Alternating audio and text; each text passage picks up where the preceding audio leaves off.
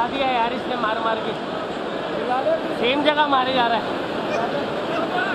Rishabh Pant spectacular batsman, Indian wicket keeper batsman, amazing, mind blowing to C.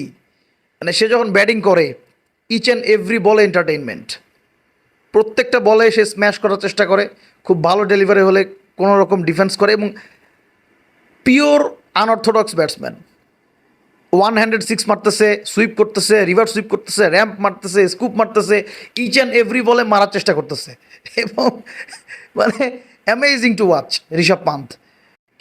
সালামু আলাইকুম। ইংল্যান্ডের হেডিংলিতে যে স্টেডিয়াম, তার নাম হচ্ছে লিডস স্টেডিয়াম।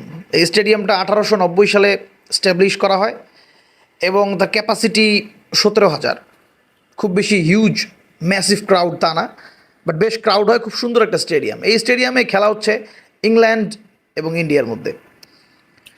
তো স্ট্যাটিস্টিক্স যেটা বলে, এই মাঠে টেস্ট ম্যাচে ফার্স্টে বোলিং নিলে বেশি অ্যাডভান্টেজ পাওয়া যায়।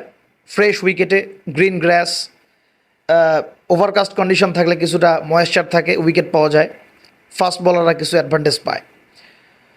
তো এই কারণে বেন স্টোকস ফিল্ডিং নিয়ে বোলিং করা শুরু করে।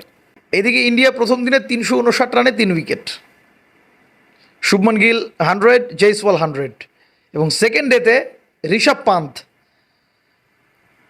পান্থ spectacular batsman, Indian wicket keeper batsman, amazing, mind blowing to C.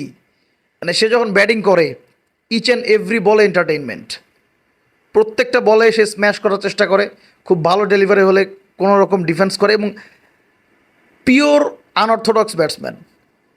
One handed six মারতেছে, সুইপ করতেছে, রিভার্স সুইপ করতেছে, র্যাম্প মারতেছে, স্কুপ মারতেছে, ইচ অ্যান্ড এভরি বলে মারার চেষ্টা করতেছে এবং মানে অ্যামেজিং টু ওয়াচ ঋষভ পান্থ। 134 করে পরের দিন আউট হয়। এরপরে ইন্ডিয়ার একটা ম্যাসিভ কলাপস হয় যে 430 রানে 3 উইকেট ছিল, এরপরে 471 অল আউট। একটুর জন্য 500 রান হয় নাই ইন্ডিয়ার।